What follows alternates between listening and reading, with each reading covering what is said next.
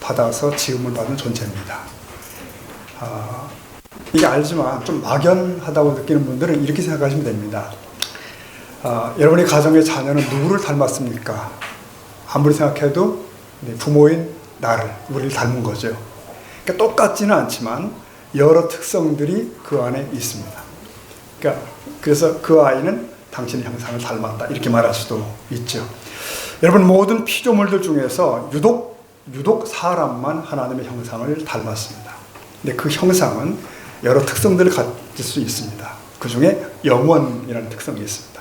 그러니까 본래 사람은 하나님과 함께 영생하는 존재로 출발했습니다. 그에겐 죽음이 없었어요. 그러나 여러분, 에덴에서 어떤 일이 벌어지죠? 그가 하나님을 거역합니다. 마귀의 손을 잡습니다. 이것은 하나님과의 단절을 의미합니다. 그 후로 사람은 영원한 존재가 아닙니다. 다른 동식물처럼 죽음을 맞이하게 됩니다. 자, 우리가 이 시간 여기 존재하지만 그러나 어느 순간에는 없잖아요, 여기에.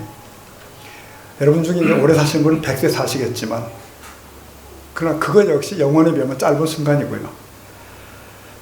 자, 그러나 하나님은 여전히 사랑이십니다. 그래서 하나님은 당신의 형상으로 지음받았던 그 사람을 다시 살리기를 원하십니다. 그래서 독생자의 죽음이라고 하는 대가를 지불하시고 사람을 다시 영원으로 초대를 하십니다. 이것이 기독교만의 복음이에요. 저를 믿는 자는 멸망치 않고 영생을 얻게 하려 하십니다. 물론 성도들도 육신의 죽음을 맞이합니다. 그래서 교회의 묘지에도 많은 사람들이 묻혀 있습니다. 그러나 이들은 이런 소망을 가지고 있습니다. 영생하리라. 한번 따라 하실까요? 영생하리라. 네. 그들은 부활의 아침을 기다리고 있는 거죠. 그래서 성도의 죽음을 죽음이라고 하지 않고 잠들다라고 얘기를 합니다. 그렇습니다. 예수 믿는 자는 죽음이 끝이 아닙니다. 잠시 잠에 들어갑니다. 그들은 다시 일어나게 되어 있습니다. 생명의 부활이 준비되어 있습니다. 근데 중요한 것은 사람은 아무나 이 영생의 부활에 참여하는 것이 아니라는 거죠. 누가 참여할 수 있죠? 이 살아있는 동안에 구원을 받은 자들만 참여할 수 있습니다. 그러니까 세상에 사는 동안 거듭나서 구원을 이룬 자들만 참여할 수 있습니다. 그 일을 위해서 모인 곳이 어디죠? 교회입니다. 자, 여기서 중요한 질문이 하나 나옵니다. 그러면 교회 안에 있으면 다 구원 받나? 교회 오래 다니면 구원 받는 건가? 여러분 답을 아십니다. 그렇지 않습니다. 여러분, 교회 생활도 목적이 분명해야 됩니다. 목적이 뚜렷해야 됩니다. 애들이 왜 학교 다니죠? 공부 때문에 다니는 거거든요, 사실은. 물론 다른 것도 많아요. 공도 차야 되고 점심도 먹고 장난도 치고 다 합니다만, 그런 핵심은 공부예요. 성도들이 교회에 모이는 이유가 뭡니까? 핵심은 구원입니다. 결국은 구원이에요. 이걸 부인할 방법이 없어요. 물론 교회에서 마음의 평안도 얻고 또 좋은 사람들과 교제도 하시고 또 기도응답으로 질병도 낫고 어떤 문제도 해결합니다. 그런 일이 가능해요. 그러나 핵심은 그게 아니고 역시 구원이에요. 영생의 문제입니다. 여러분 아멘이십니까? 아멘. 자, 우리가 살면서 그런데 눈앞에는 늘 여타의 문제들이 있어요. 신경거리들이 많이 있습니다. 하지만 모든 인간의 궁극적인 고민은 결국은 구원 문제로 가는 거예요. 물론 나라도 문제가 많고 이럴 때 어떻게 처신해야 되지? 어떻게 기도해야 되지? 직장도 늘 계속 이런저런 문제가 터지고 해결해야 되고 건강도 문제가 있고 사람들과 관계도 풀어가야 되겠고. 그러나 여러분, 그럼에도 불구하고 내가 구원에 이르지 못한다. 나는 결국 멸망하는 존재야. 라고 한다면 이 순식간의 삶에서 이 짧은 세상에서 뭔가를 이루었다고 하는 거, 뭔가를 붙든다는 것이 무슨 의미가 있냐는 거예요. 무슨 가치가 있어요. 그래서 결국은 구원 문제, 영생의 문제는 굉장히 중요한 본질의 문제입니다. 이런 고민을 한 것이 예컨대 불교의 시조인 석가모니 있고 또 수많은 철학자들이 그래요. 또 나라마다 민족마다 종교들이 있어요. 이 문제 때문에. 여러분, 약 2000년 전에 유대 땅에 한 사람이 있었습니다. 그는 경건한 사람이었고 진지하게 인생을 사는 사람이었습니다. 그에게는 바로 이 문제, 이 영생의 문제에 대한 고민이 있었어요. 그의 이름이 바로 니고데모입니다. 오늘 본문이죠. 그는 당시 유대인 사회의 지도층 인사입니다. 공회원이고요. 율법을 알고 가르치는 자예요. 그가 한 깊은 밤에 예수께 나옵니다. 별빛이 초롱한 밤이었다고 생각해요. 니고데모는 갈릴리 쪽에서 올라온 저 특별한 사람 예수, 나사렛 예수라는 선지자를 심각하게 주목하고 있었어요. 자, 그가 예수께 나왔는데 인사의 말씀이 이겁니다. 요한 3장 2절에 보면은 그가 니고데모가 밤에 예수께 와서 이르되 랍비여, 우리가 당신을 하나님께로부터 오신 선생인 줄 압니다. 그 다음 읽어보실까요? 하나님이 함께 하시지 아니하시면 당신이 행하시는 이 표적을 아무도 할 수 없습니다. 이것은 선생인 니고데모가 예수께 한 인사예요. 근데 여기서 랍비어라고 칭하지 않습니까? 이 당시 랍비라는 호칭은 아무나 받을 수 있는 게 아니에요. 이런 호칭을 받으려면 율법학자로서 40세가 돼야 모든 과정을 마치고 그래야 랍비입니다. 그러므로 아무런 공식 과정을 거치지 않은 예수께 찾아와서 랍비라고 불렀다는 얘기는 특별한 의미가 있습니다. 이 사람은 예수를 하나님께로서 오신 선생이라고 일단 생각하고 있는 거예요. 그러니까 구약에 나왔던 자기들의 조상인 모세, 예레미야, 엘리야 이런 분들 중에 하나가 아닐까라고 생각했던 것 같습니다. 특히 그 예수가 베푸는 수많은 표적들, 이 기적들 앞에 그가 굉장히 감동했던 것 같아요. 어쨌든 니고데모가 유대의 상류층 사람으로서 예수님을 랍비라 불렀다는 것은 굉장히 주목할 만한 얘기입니다. 자, 그런데 그 순간 예수님은 어떻게 하시나요? 감동한 게 아니고 바로 니고데모의 인생의 문제를 짚고 들어가셨습니다. 요한 3장 3절에 보면은 예수께서 대답하여 이르시되 진실로 진실로, 자, 얼마나 중요한지 더블로 진실로, 더블이 나옵니다.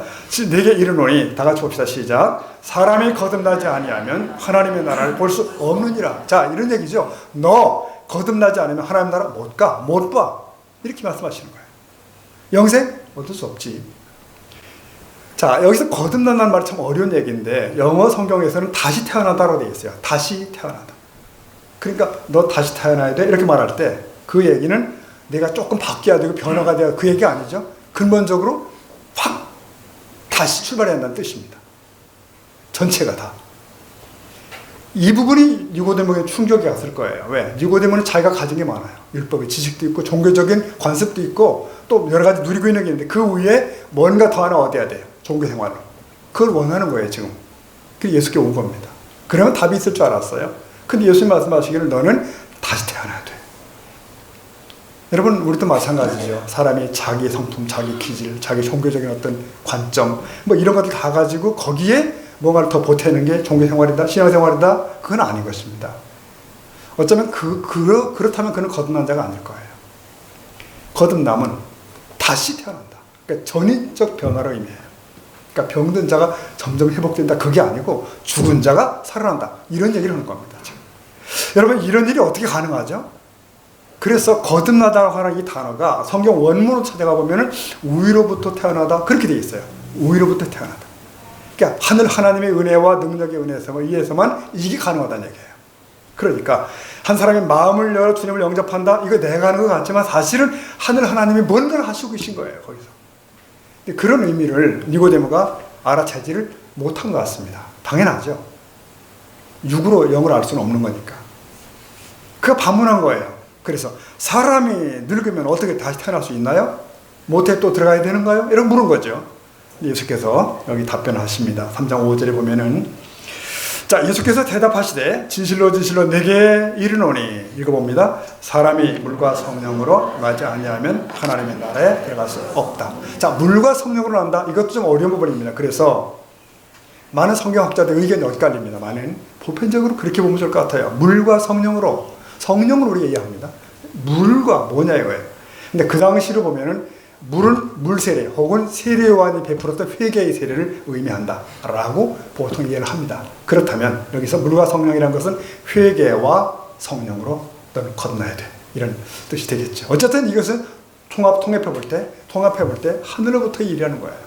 이게 사람이 만드는 일이 아니라는 겁니다. 그래서 기적이요 또 하나의 신비입니다. 자, 이 부분을 좀 이해하기 위해서 우리가 인류 최초로 인간이 지어진 현장을 한번 돌아가 볼 필요가 있습니다.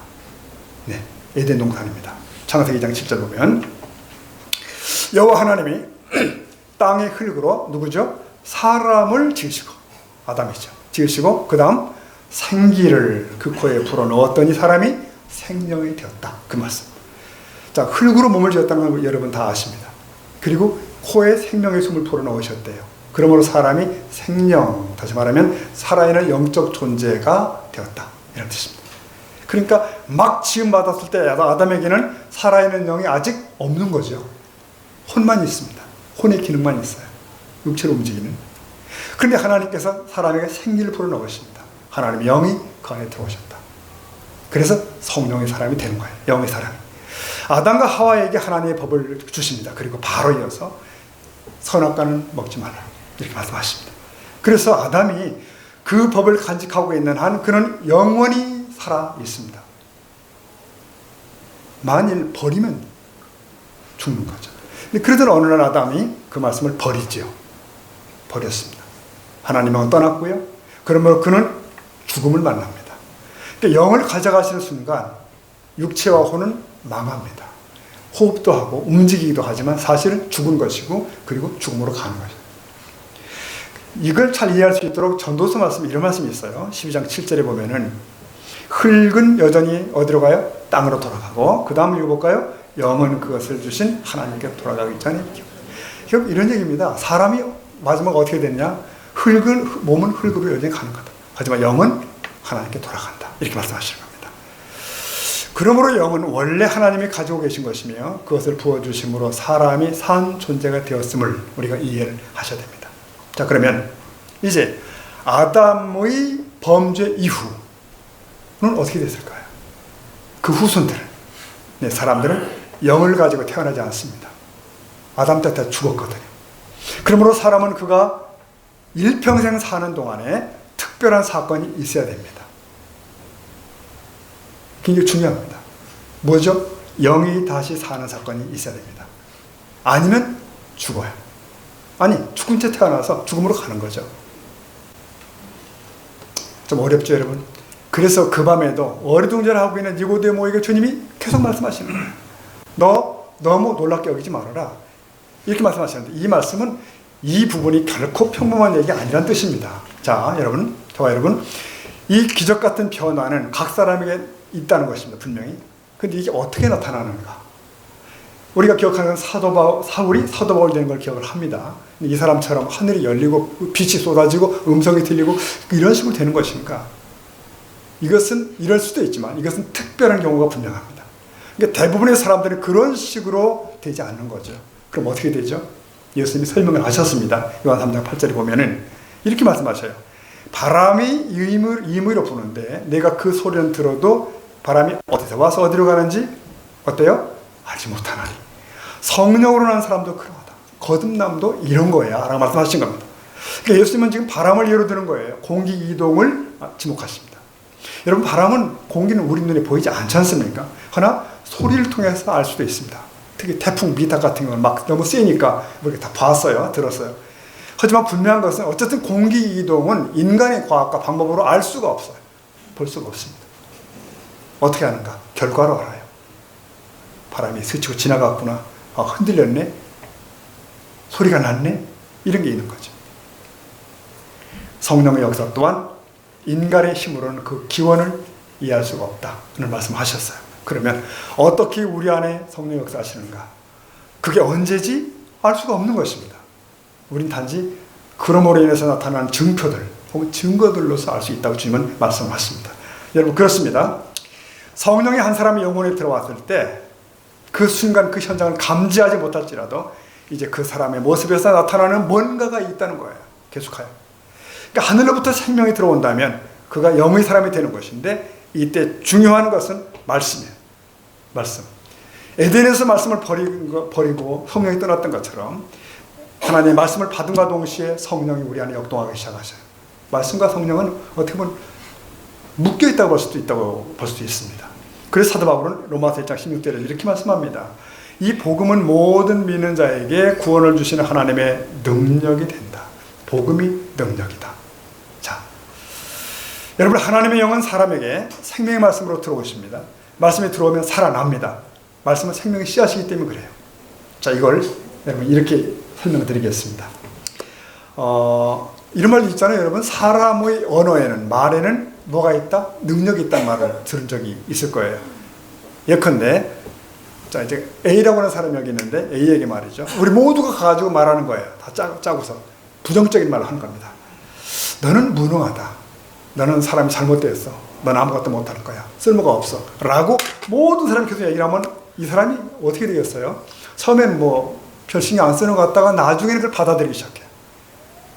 그리고 자기에 대한 절망이 생기고 남에 대한 분노가 생기고 그리고 자기를 죽이기도 하고 자살까지 가요. 사실은. 반대로 이 사람이 모든 사람이 결정했습니다. 긍정적인 말을 하자. 당신 멋있습니다. 당신 능력이 있습니다. 당신 믿을 만한 사람입니다. 계속하여 본 사람. 처음에는 안 믿겠죠. 이 사람도 왜 이래? 뭐 이러겠죠. 나중에는 슬슬 믿기 시작한다는 거예요, 이게. 그러다가 나중에는 자기가 제일 잘난 줄 안다는 거예요. 그리고 사실은 아주 유능한 사람으로 얼마든지 변화가 된다는 거죠. 이 말의 능력이래요, 이게. 여러분, 유한한 우리 인간의 말도 남을 살리기도 하고 죽이기도 합니다.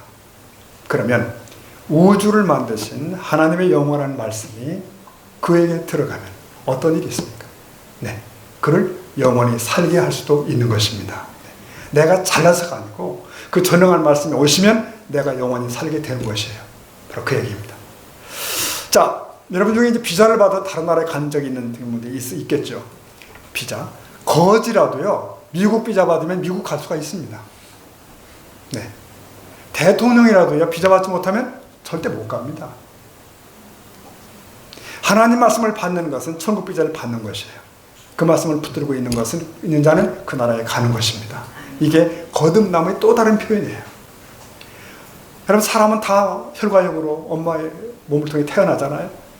첫 번째. 그 다음에는 두 번째 태어남이 필요합니다. 말씀으로 태어나면. 위로부터 온 성령이 말씀으로 우리 안에 역동하시는 거예요.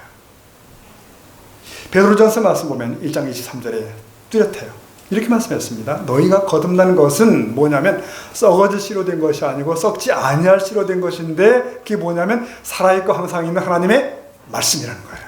네. 여기 나온 하나님의 말씀이라는 것은 문자가 아니고 책이 아니에요. 그 이상입니다. 네. 그 거듭남은 이 말씀으로 가능하다. 근데 놀랍게도 요한복음 보면 여러분 놀라운 표현이 또 있습니다. 이 말씀이 문자가 아니라 인격체인 거예요. 요한복음 1장 보면 1절에 태초에 말씀이 어때요? 계시니라. 말씀이 있느니라가 아니고 계신대요. 근데 이 말씀이 하나님과 함께 계셨으니 이 말씀은 곧 하나님이시라. 놀랍죠? 자, 말씀이 계신데 인격체고 그 하나님과 함께 계시고 이건 누굽니까? 14절에 보면 1장 14절에 보면 그가 바로 독생자 예수 그리스도. 정확하게 예수 그리스도라 이렇게 생각합니다. 자, 그렇다면 나와 여러분이 거듭났다는 말은 무슨 말이죠? 그 말씀이 내 속에 살아있는지를 확인하면 되는 것입니다. 그 말씀이 내 안에 역동하고 있으면 나는 거듭난 사람이 하나님의 사람이에요. 자, 한 번은 예수께서 유대인들이 이렇게 책망하셨습니다. 요한 8장 47절에 보면은 하나님께 속한 자는 하나님의 말씀을 듣는다. 근데 너희가 말씀을 듣지 아니하면 하나님께 속하지 않았기 때문이라고 규명을 하셨습니다. 그렇다면 내가 하나님께 속한 자라는 건 뭔 말이죠? 그 말씀이 내 안에 살아있다는 뜻입니다. 아, 그렇구나. 속하지 않은 자라면 그 말씀이 나와 상관이 없다는 거예요. 상관이 없습니다. 자, 여러분 이렇게 이해하십시오. 아들이 둘 있다고 하세요. 둘. 근데 작은 아들은 아빠의 내 말을 안 들어. 절대로. 그리고 가만히 보니까 옆집 아저씨 말만 들어. 계속 가요. 근데 그 아이는 누구 아들입니까? 헷갈리죠? 요즘 유행하는 DNA 검사하면 나오죠? DNA 검사하면 내 아들 맞아요. 외모도 나를 똑같이 닮았어요. 아침밥도 같이 먹어. 그러니까 그의 몸은 육체는 내 아들 맞다고요. 그런데 그의 정신과 마음은 이웃집 아저씨 것이에요. 완전히 그쪽에 종속되어 있다고요. 지금 뭔 얘기인가 하면 한 사람이 교회를 등록하고 교회에 오실 수 있습니다. 찬양도 할 수 있고요. 근데 말씀이 내 안에 없어요. 여전히 나는 세상의 방식대로만 삽니다. 세상 풍족 그대로 갑니다. 그는 세상의 사람이죠. 하나님께 속하지 않은 것이 분명해요. 예수님이 그래서 유대인들을 책망하신 거예요. 요한 5장 38절 보면은 그 말씀에 너희 속에 거하지 아니하니 이는 그가 보내신 이를 믿지 아니함이라 이렇게 말씀하십니다. 그러니까 결국 너희는 하나님의 아들 믿지 않는 자래요. 왜? 너희 속에 말씀이 너희 속에 없기 때문에. 전혀 순종치 않기 때문에, 말씀에 반응하지 않기 때문에. 그것은 믿지 않는 자라는 증거라는 겁니다. 자, 말씀에 반응한다는 얘기 이렇게 이해하시면 됩니다. 제가 만약 여러분에게, 자, 성도 여러분 한번 일어나 보십시오. 그런데 아무도, 정말 왜 저러지 설교도 많고, 이렇게 보고 있으면 움직이지 않아요. 제가 두 번째 얘기도 가만히 보고 있어요. 그러면 제가 그 말은 여러분과 상관이 없는 거죠. 아무 상관이 없는 거예요. 그런데 여러분 한번 다 일어나 보시겠습니까? 라고 제가 얘기하는데, 자, 두 일어나셨어요? 그러면 제 말이 여러분 안에 살아있는 겁니다. 예, 그냥 움직이고 있는 거예요, 지금. 그러니까, 여러분 설교 말씀을 들으시고 끄떡끄떡 하고 돌아가셨지만, 전혀 아무 반응과 기억이 없고, 뭐 적응 아무것도 없어요. 그 끝. 그런 말씀이 없는 거예요, 그 안에. 어떤 분은 가슴이 새기죠. 말씀 앞에 나를 세우죠. 참, 말씀과 거듭나, 말씀과 성도의 삶은 굉장히 중요하다는 사실, 저도 이 말씀을 준비하며 새삼 깨닫는 거예요. 이 문제를 예수님이 유대인들 계속 책망하십니다. 8장 51절에도 나와요. 진실로 너에게 이르노니 사람이 내 말을 지키면, 말씀이죠, 영원히 죽음 보지 아니하리라. 결국 거기서 운명이 갈리는 거예요. 성도 여러분, 예수의 말씀을 지키면 죽음이 없습니다. 네. 말씀이 내 안에 살아있을 때 우리는 영생하는 자가 되는 것입니다. 그 말이 구원이에요. 물론 그것이 100% 지킨다 그런 뜻은 아닙니다. 어떻게 그 100% 지키겠어요? 그러나 그 말씀이 변질되지 않고 내 안에 있어야 돼요. 그래도 그것을 붙들고 있어야 돼요. 하나님의 말씀에 그 안에 역동하면 그가 거듭난 자라는 증거인 줄로 믿습니다. 여러분 꼭 기억하셔야 됩니다. 하나님의 영은 말씀으로 우리 안에 들어오시고 그 말씀 우리의 삶을 만들어 가셔요. 그렇다면 비록 나의 거듭남은 바람이 이동하는 것 같아서 잘 모른다 할지라도 가만히 살펴보니 증표가 있어요. 말씀이 내 안에 움직이고 있는 거예요. 지금 뭔가가 바뀌어 있는 거예요. 그런 이미 하나님의 나라를 누리고 있는 줄로 믿습니다. 네. 우리가 그래서 옆 성도의 옆에 있는 분의 그 영적 내면을 정확히 알 수는 없을 거예요. 그러나 그분을 가만히 보면 짐작이 가요. 네. 짐작이. 또 내가 나를 가만히 살펴보면 뭔가 느낌이 있어요. 내 안에 하나님 나라가 왔는지 뭔가 이게 있어요. 지금 하나님 나라는 말씀을 드렸는데 이걸 이렇게 설명드릴게요. 역사 속에서 과거에 바벨론 왕국이 있었습니까? 없었습니까? 있었죠. 바빌로니아가 있었습니다. 저 왕이죠. 근데 바벨론 왕국이란 뭐예요? 바벨론 왕의 말을 지키며 사는 나라가 바벨론 왕국입니다. 네. 근데 그 나라는 망했어요. 지금 지구상에 없습니다. 누구도 그 왕의 명을 따라 살지 않아요, 지금. 마찬가지, 페르시아도 망하고 헬라도 망했고 로마도 망했습니다. 누구도 로마 황제 말을 따라가지 않습니다.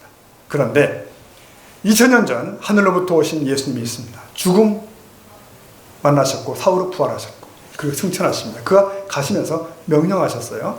서로 사랑하라. 땅끝까지 이르러 내 증인 되라. 명령하셨습니다.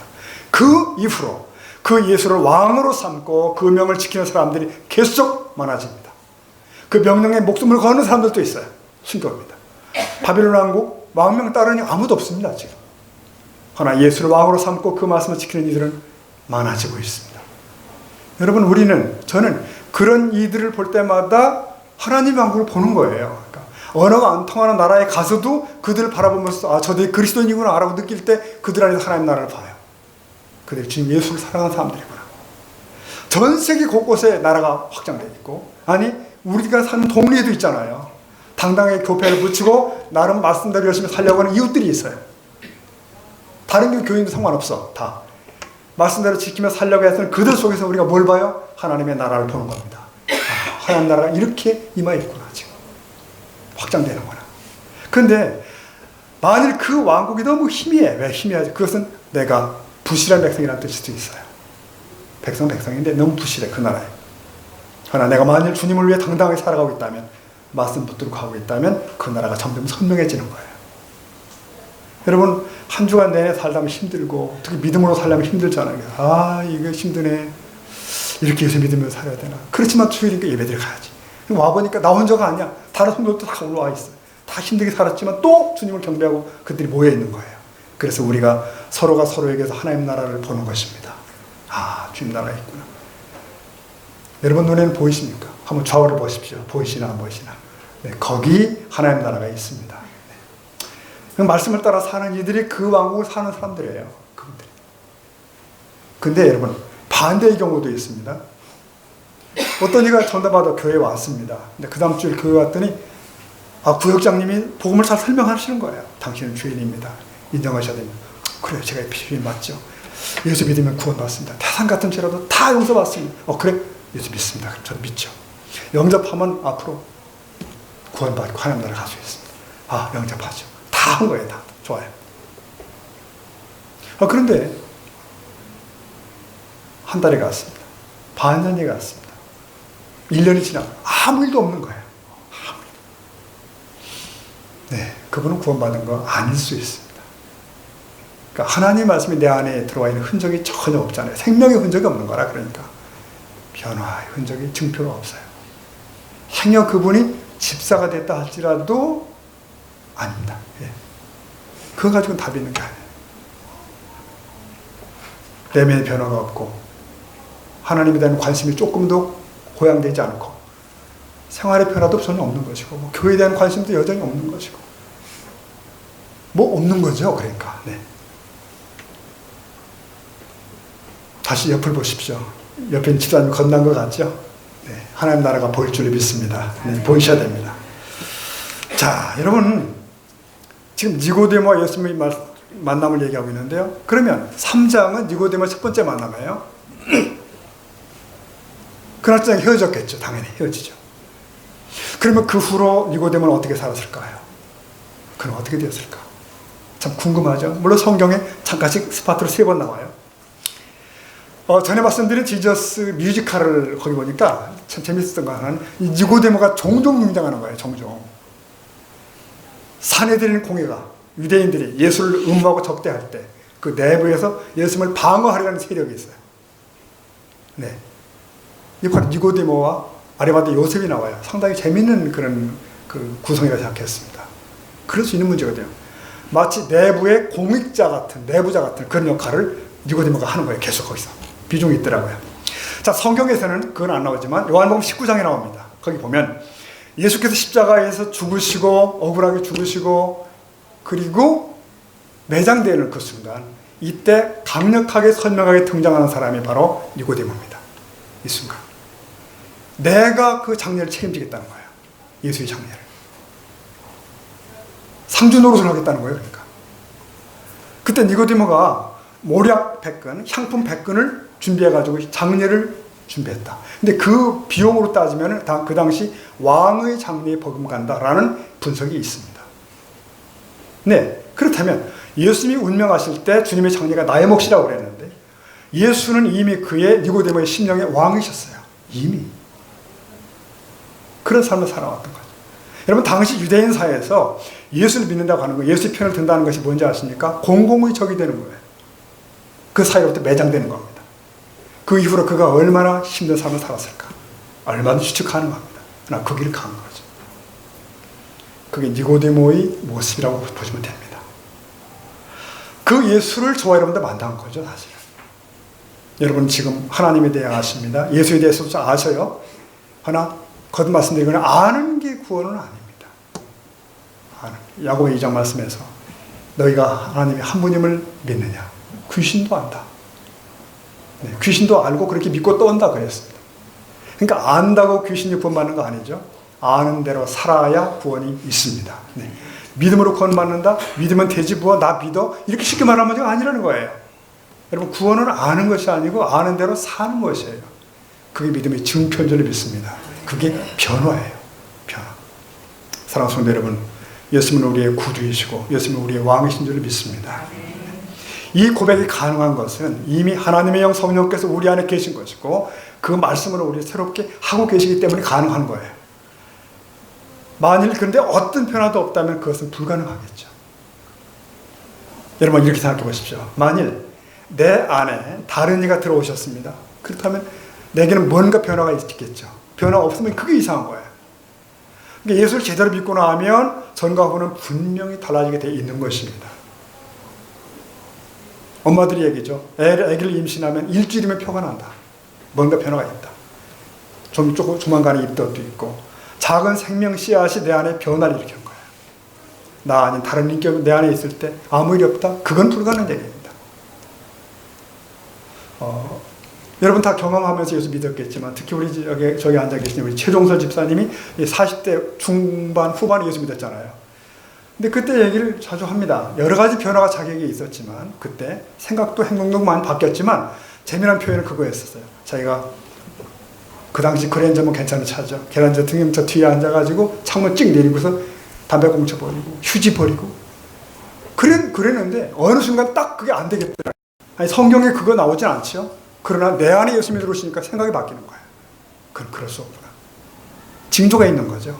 가치관이 변화가 돼야 되는 것이고, 죄가 좀 불편해져야 되고, 또 반면에 예배가 또 나름 행복함이 있어야 되고, 말씀도 궁금해지기도 하고, 어쩐지 교회에 대한 애정도 생기는 것 같고, 근데 뭔지 변화되기 시작되는 겁니다. 완벽하진 않아도 뭔가 변화가 내 안에 있습니다. 달라집니다. 그것이 바로 하나님의 성령께서 말씀으로 더불어 내 안에 역동하시는 것인 줄로 믿습니다. 자, 말씀을 매듭하겠습니다. 오늘 저는 두 가지면서 당부를 하고 싶은 것이 있습니다. 하나는 어떤 분은 오늘 시작하신다는 거예요. 지금. 이미 내가 말씀을 통하여 아는 그 예수님을 온 마음으로 맞아들이는 것이 필요합니다. 내 양심으로 그분을 주님으로 시인하는 거죠. 그 순간 하나님의 영이 당신의 심령에 좌정하십니다. 이 사실을 그냥 믿으십시오. 왜? 성경이 그렇게 말씀하니까. 고전 12장 3절 말씀 보면 이렇게 되어 있잖아요. 다 같이 봅시다. 시작. 성령으로 아니하고는 누구든지 예수를 주시라 할 수 없느니라. 이 말씀에 근거할 때 분명히 그렇습니다. 진정한 고백은 아무나 할 수 있는 것이 아니다. 예수를 나의 주님이라고 하는 고백이 운명을 가릅니다. 여기는 우리 모두가, 특히 어떤 분은 오늘 이 결정이 꼭 있으셔야 됩니다. 다른 당부는 이겁니다. 이미 시작된 분들입니다. 이미. 이날 이후 나는 내가 하나님의 사람인 것을 계속하여 인정하셔야 됩니다. 계속 시인하셔야 돼요. 그러면 이미 내 안의 성령께서 강력하게 나의 서포터가 되십니다. 후원자가 되십니다. 그리고 그의 말씀으로 나를 더 새롭게 빚어가셔요. 계속하여. 이게 바로 구치기입니다. 제 표현입니다. 구치기. 구원을 구치기. 그런데 이 과정에서, 이 상황에서 불순종을 일삼거나 하나님에 대한 무관심으로 일관하게 되면 여러분 조심하셔야 돼요. 그러면 당신의 구원을 누구도 보장할 수 없습니다. 일본을 거쳐왔다 할지라도 일본이 영원치 않을 수 있다고 저는 생각해요. 그래서 우리는 끊임없이 과거의 단절을 연습하셔야 됩니다. 계속해요. 그럼 가을이 깊어지면 낙엽이 다 떨어지는 거 아니에요? 그런데 가끔은 가지에 남아있는 달랑거리는 나뭇잎이 있어요. 그게 뭐냐면 영양분이 떨어지면 부족하면 그게 안 떨어진다나요? 그렇게 떨어지고 새순이 나와야 되는 거예요. 새 생명이. 영적 삶도 마찬가지래요. 과거를 떨어버릴 부분이 있습니다. 지난날에 나를 내려놓아야 할 부분이 있는 거죠. 그리고 정리하고 말씀에 순종하여 또 새로 나가야 돼요. 그래서 예수님께서 마태복음 7장에서 그런 말씀하셨어요. 좋은 나무마다 아름다운 열매를 맺는다. 못된 나무는 나쁜 열매를 맺는다. 두 종류의 나무, 두 종류의 사람이 있다는 거죠. 우리가 좋은 나무라고 한다면 분명히 아름다운 열매를 맺는다. 당연히 갈라디아 5장에 말씀하신 성령의 열매, 하나님의 사람다운 성품의 열매들, 삶의 열매를 말하는 것이겠죠. 그것이 매치게 되어 있답니다. 이것이 여러분의 경험일 수 있기를 축복합니다. 마치면서 이 말씀 드리고 싶은데, 여러분 유정란과 무정란의 차이를 아시죠? 네. 똑같습니다. 네.